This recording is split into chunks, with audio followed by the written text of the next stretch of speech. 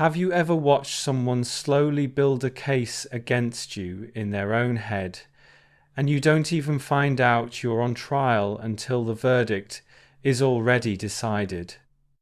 Tonight's story is about a woman whose fiancé spent months simmering in silent resentment over her career, their money, even the color of their walls, then finally exploded, blamed her for ruining his life, and got furious when her only response was, "Okay." So here's what happened. She's 28. She's been with her fiancé, Alex, since 2020. They met at a friend's party, hit it off, and the relationship moved forward like most do plans, shared home, building something. He's 34, recently finished a doctorate in economics, and now works at a university. She has a master's in media sciences and decided to go straight into working instead of chasing a PhD. And for a while, it worked. But a few months ago, Alex started acting off, not in a dramatic, obvious way, in a slow, unsettling way, like he was angry at something he refused to name. He'd make these sudden demands out of nowhere, and then drop them instantly, like they never happened. One day he announces they're going to repaint the apartment walls from dark green back to white. She asks why, and he snaps, "For fuck's sake, forget it," and never brings it up again. Even when she tries to revisit it, to actually talk, he shuts it down. Another time he comes home and gets irritated because she's on the couch with a blanket over her head. She has cramps, the apartment is spotless, and he's mad because she's just sitting there watching Netflix. She tries to talk it through, and he does the same thing. Forget it, it's not a big deal. Except it clearly is. And this becomes the pattern. He's seething, complaining about the apartment, the clothes, her. Work always something, then the moment she tries to communicate like an adult, he denies there's a problem. Like he wants the release of being angry, but not the responsibility of saying what he's actually angry about. She tries giving him space. Wrong. She tells him she'll go help her parents with some repairs for a few days, and somehow that's also wrong, because now he decides they should renovate the apartment, and she's apparently ruining that too. So by the time Monday rolls around and she gets a text, "We need to talk," she already knows what's coming.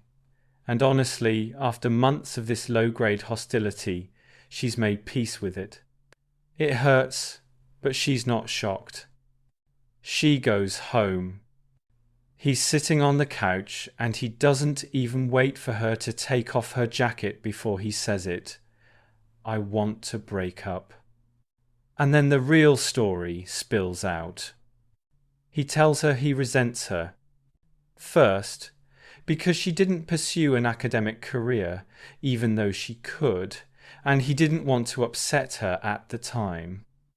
Then, because once she started making more money, since he wasn't earning much as a PhD student, he decided that meant she had the final word financially, and he hated it. But here's the thing, she never said that. She never acted like that. That rule existed inside his head. He wrote the script, assigned her the role, and then got mad at her for lines she never spoke. Then he starts listing the most petty, bizarre grievances, like he's trying to justify his anger with props. He hates their paint scheme. He hates the couch. He hates their crock pot. Their crock pot.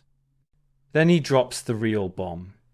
He claims he rejected a better PhD program overseas to stay where they are, because she had started her job by the time he got the acceptance letters. Only he never told her he applied overseas. Not once. He never asked her opinion. He never gave her a chance to discuss it. He kept it secret, made the choice, and then held it against her like she forced him. And recently, he checked in with a friend who's thriving in that program, and he decided she ruined his life. He says she has too much control over him, that he hates the idea she could decide not to pay for things and mess him over, which is a wild fear considering she's been the one carrying more of the financial load voluntarily without complaint. He even says he hates that his friends love her and don't let him vent about her. And then he ends it again. I'm done. She's sitting there listening to this rant, and something changes. She's not just sad, she's grossed out, because it's not a breakup talk, it's an indictment. And it's based on assumptions, secrets, and resentment he refused to communicate until he could unleash it like a punishment. So she looks at him and says simply, "Okay." And that's when he loses it. Because suddenly he's furious that she's not devastated. He says this is exactly what he means. She's cold, she's awful. They were together 4 years, and all she can say is okay. But what did he expect? He just unloaded a speech about how she ruined his life, and he hates their couch, and he thinks she's financially dangerous. Was she supposed to beg? Then she tries to be practical. She asks if he wants to stay in the apartment while he figures out where to go. And he twists that too. Typical.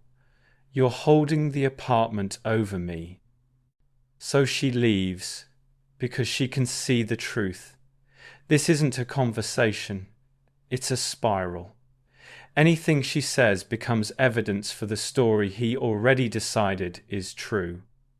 Now she's dealing with the aftermath. Her parents are confused. Her dad suggests she talk to the landlord about options because she can afford the rent alone. Alex covered utilities and a few subscriptions. And Alex is still texting her cold, robotic logistics, then suddenly seething messages, dumping blame and disgust again. And she's asking, should I have reacted differently? Here's what it sounds like from the outside. It sounds like Alex has been insecure for a long time about status, about money, about control, and instead of talking about it, he turned it into resentment. And resentment, left alone, becomes a story.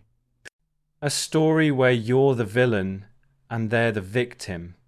It's easier to be angry at you than to admit he's ashamed of his own choices. He applied overseas without telling her, didn't go, and now wants someone to pay the emotional bill for his regret.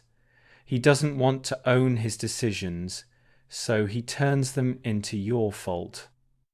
And when you didn't collapse in tears, it broke the fantasy.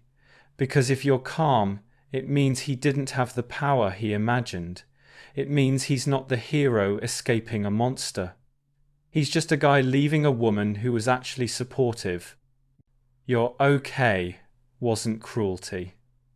It was you refusing to perform. It was the moment you stopped arguing with a story that was never based on your reality in the first place. So here's the question I want to leave you with tonight.